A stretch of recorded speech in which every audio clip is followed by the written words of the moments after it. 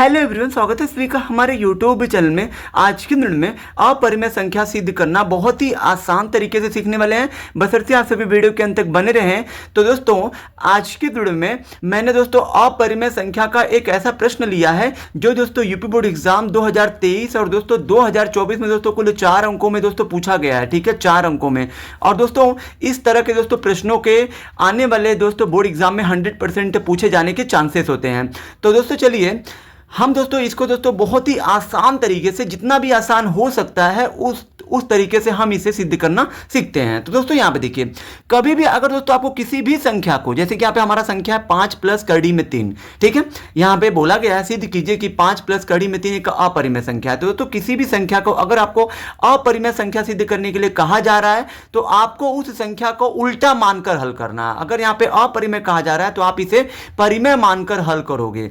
यानी कि यहाँ पे आपको लिखना है माना 5 प्लस कड़ी में 3 एक 5 प्लस कड़ी में 3 एक परिमेय संख्या है। यहाँ पे आपको लिख देना है कि ये क्या है, परिमेय संख्या है। तो इस तरीके से आपको लिख देना है कि हाँ ये एक परिमेय संख्या है। ठीक है, तब दोस्तों क्या हो जाएगा, जब आपने इसे 5 प्लस कड़ी में 3 को आपने एक परिमेय संख्या मान लिया है तो 5 प्लस कड़ी में 3 किसके बराबर होगी, तो दोस्तों ये आपका P बटा Q के बराबर होगा। क्योंकि दोस्तों ये 5 प्लस कड़ी में 3 को आपने परिमेय माना है, दोस्तों परिमेय हमेशा बराबर होती है किसके, बराबर होती है P बटा Q के। ठीक है, अब दोस्तों यहाँ पे आपको क्या करना है, यहाँ पे दोस्तों अब आपको छोटा सा काम करना है। छोटा सा काम ये करना है कि आप देख सकते हो कि ये जो आपका P बटा Q है, क्या इसमें कहीं पे भी कड़ी दिख रहा है, नहीं दिख रहा है। क्या इस साइड में ऐसा कोई संख्या है जिसके साथ कड़ी ना हो, तो वो 5 है। तो क्यों ना दोस्तों हम इस 5 को P बटा Q के पास भेजते, क्योंकि इसके साथ भी कड़ी नहीं है और इसके साथ भी कड़ी नहीं है। तो दोस्तों जिनके साथ कड़ी नहीं होता है उनको हमेशा बराबर के इस पक्ष, मतलब ये दाहिना इस पक्ष में उसको जो है भेजा जाता है। यानी कि ये कड़ी में 3 आपका यहीं छूट जाएगा, ये आपका P और बटा में Q है, ये प्लस 5 को भेजेंगे इधर हो जाएगा -5। ठीक है, यहाँ पे कड़ी में 3 बराबर, इसको आपको हल करना है, P है तो P लिखिए माइनस, यहाँ पे Q का गुणा 5 में करिए तो आपका 5Q हो जाएगा और बटे में आपका Q है तो Q लिख दीजिए। ठीक है दोस्तों, यहाँ पे आप देख सकते हैं कि ये कड़ी में 3 है। कड़ी में 3 का दोस्तों मान आपका दशमलव में आता है। और दोस्तों जिसका भी दशमलव में अगर दोस्तों कोई संख्या है, जैसे मान लीजिए कड़ी में अगर दोस्तों कोई संख्या मान लीजिए 4 है, तो 4 का दोस्तों वर्गमूल होता है 2। तो दोस्तों 2 एक परिमेय संख्या है। लेकिन दोस्तों मैं कहूँ कि क्या कड़ी में 5 एक परिमेय संख्या तो नहीं है, क्योंकि कड़ी में 5 का वर्गमूल इस तरीके से, जैसे कि कड़ी में 4 का मान लीजिए हमने 2 बताया, तो 2 एक पूर्णांक है, पूर्ण संख्या है। तो जिसका भी वर्गमूल एक पूर्ण संख्या प्राप्त होता है वो दोस्तों परिमेय होता है। लेकिन दोस्तों जिसका वर्गमूल एक दशमलव संख्या प्राप्त होता है वो आपका पूर्ण संख्या नहीं होता है, वो आपका एक अपूर्ण संख्या है।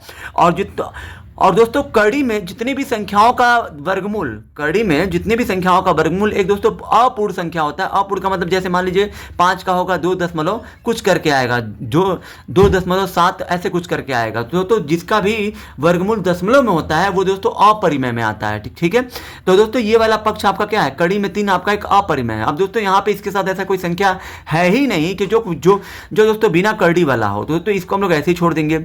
ये P - 5Q में से P में से 5Q नहीं घट पाएगा, तो इसको भी हम लोग ऐसे ही छोड़ देंगे। दोस्तों यहाँ पे देख सकते हैं ये कुल मिला जाके ये दोस्तों आपका पूरा एक दोस्तों परिमेय संख्या है। क्या है, परिमेय है। और दोस्तों ये वाला आपका एक क्या है, अपरिमेय है। ठीक है, क्या है, अपरिमेय। ये दोस्तों परिमेय क्यों है, क्योंकि दोस्तों इसके साथ कड़ी नहीं है। तो दोस्तों जिसके साथ भी कड़ी नहीं होता है वो आपका पूरा परिमेय माना जाता है। और दोस्तों जिसके साथ करड़ी होता है, जिसका करड़ी नहीं हट सकता है इसके आगे, उसको हम लोग अपरिमेय कहते हैं। और दोस्तों आप सभी जानते होंगे कि अपरिमेय कभी भी परिमेय के बराबर नहीं होता है। दोस्तों हमेशा अपरिमेय ही अपरिमेय के बराबर होगा, परिमेय ही परिमेय के बराबर होगा। तो दोस्तों क्या कड़ी में 3 ये बराबर होगा P - 5Q बटा में Q के, नहीं होगा, क्योंकि इसके साथ कड़ी है। यानी कि ये आपका एक अपरिमेय है और ये आपका एक परिमेय है। तो यहाँ पे आपको लिखना पड़ेगा, यहाँ जब दोस्तों इसका दोस्तों कड़ी जब हट ही नहीं सकता है, अब ये आगे हल ही नहीं होगा, तो दोस्तों कड़ी में 3 क्या है, कड़ी में 3 अपरिमेय है। और दोस्तों कड़ी में 3 जिसके साथ भी रहेगा वो पूरा समूह अपरिमेय ही माना जाएगा।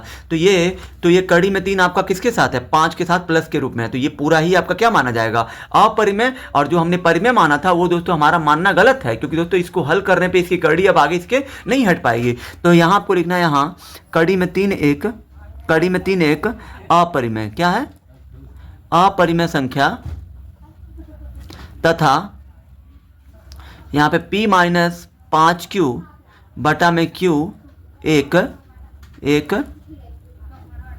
परिमेय संख्या है। परिमेय संख्या है। चूंकि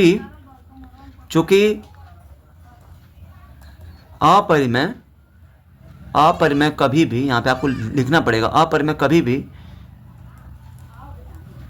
परिमेय के बराबर नहीं होती है। तो यहाँ पे आपको इस तरीके से लिखना पड़ेगा, नहीं होती है। ठीक है, यहाँ पे आपको लिखना है चूंकि अपरिमेय कभी भी परिमेय के बराबर नहीं होती है, तो इसलिए हमारा मानना 5 प्लस कड़ी में 3 एक क्या परिमेय संख्या हमने इसे माना था ना, परिमेय संख्या है वह गलत है। हमारा मानना कि 5 प्लस कड़ी में 3 एक परिमेय संख्या क्या है, गलत है। अतः यह सिद्ध